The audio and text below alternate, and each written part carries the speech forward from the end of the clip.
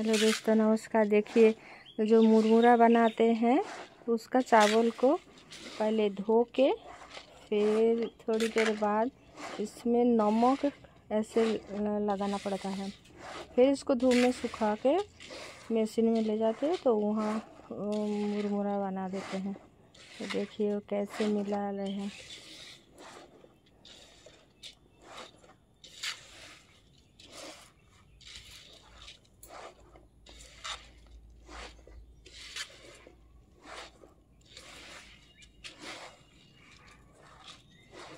बस এবার এটাকে শুকাতে দিবে।